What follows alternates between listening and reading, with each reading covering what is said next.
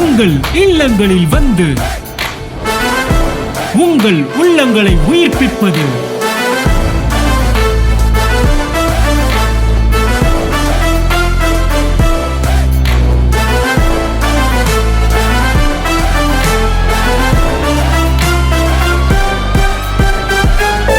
உங்கள் channel DJ.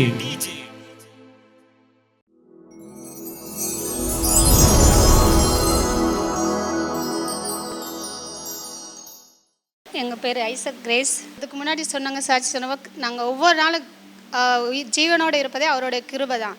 என்னோடய வாழ்க்கை நாங்கள் வந்து இந்த சர்ச்சுக்கு வந்து 6 வருஷமாக வரோம்.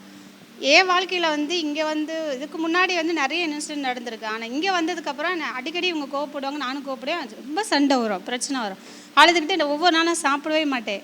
ஆனால் இங்கே வந்து வார்த்தையை கேட்டு கேட்டு 6 வருஷமாக நான் அழுகவே இல்லை. கர்த்தருடைய கிருபையில் நான் அழுகுன்றதே மறந்துட்டேன். இன்னொன்று வந்து என் வாழ்க்கையில் என்ன, ஒரு வருஷமாகவே எனக்கு கண்ணில் ரொம்ப ப்ராப்ளமாக இருந்தது.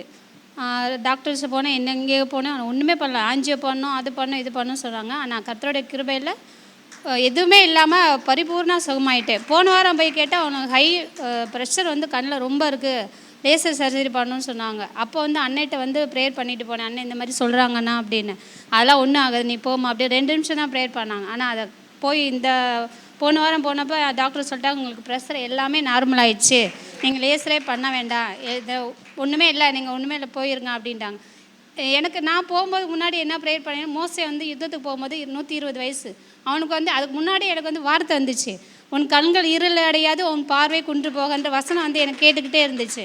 அந்த வசனத்தை சொல்லிகிட்டே நான் போனேன். டாக்டர் செக் பண்ணும்போதெல்லாம் நான் ப்ரேயர் பண்ணிக்கிட்டே இருந்தேன், ஏசப்பா எனக்கு எந்த கண்ணில் வந்து எந்த ப்ராப்ளம் இருக்கக்கூடாது, காசுன்றது அப்புறம், ஆனால் சார் இது வந்து உம்முடைய ஆலயம், ஆலயத்துக்குள்ள வந்து எந்த பிரச்சனையும் இருக்கக்கூடாது, எனக்கு வந்து எதுவுமே இருக்கக்கூடாதுன்னு ப்ரேயர் பண்ண போல் கர்த்தர் பெரிய காரியங்களை எனக்கு செய்தார். அதே மாதிரி போன வருஷம் மே மாதம் வந்து எனக்கு பீரியட்ஸ் வந்து 1 மாதம் ஃபுல்லாக போச்சு. போய் டாக்டர்கிட்ட போய் செக் பண்ணப்போ அவங்களுக்கு வந்து வயிற்றில் கட்டி இருக்குது, ஆப்ரேஷன் பண்ணுன்னு சொல்லிட்டாங்க. அப்போது எனக்கு இதே வசனம் தான் வந்துச்சு, வேணாம் ஏசப்பா எனக்கு ஆப்ரேஷன்லாம் வேணாம், நீங்கள் குணமாக்குற தேவன், எனக்காக சிலுவையில் வந்து நீங்கள் வந்து எல்லாமே சிலுவையில் சுமந்து தீர்த்துங்க, நான் எதுக்கு இந்த வலியோட ஆப்ரேஷன்லாம் பண்ணேன், எனக்கு கத்தியே படக்கூடாது அப்படின்னு சொல்லி ப்ரேயர் பண்ணிட்டு போனால் என்ன 1 மாதமாக போய் ட்ரீட்மெண்ட் 1 வாரம் எடுத்து மாத்திரை தான் கொடுத்தாங்க, சாப்பிட்டேன். ஆனால் அவங்க என்ன சொன்னாங்க, 1 வாரம் சாப்பிட்டதுக்கப்புறம் இன்னொரு ஸ்கேன் எடுக்கணும், நீ திரும்ப வா அப்படின்னாங்க. திரும்ப போகும்போது ஸ்கேன் வந்து நார்மல் ஆகிடுச்சு, உனக்கு ஆப்ரேஷன் வேண்டாம்.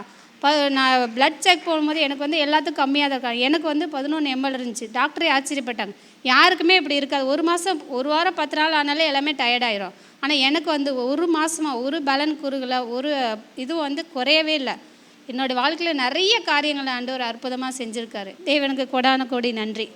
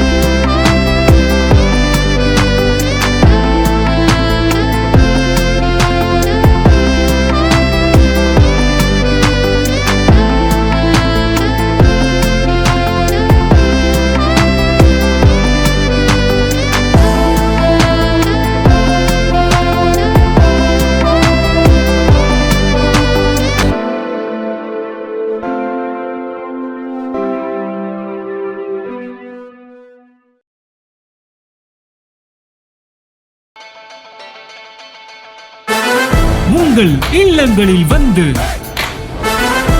உங்கள் உள்ளங்களை உயிர்ப்பிப்பது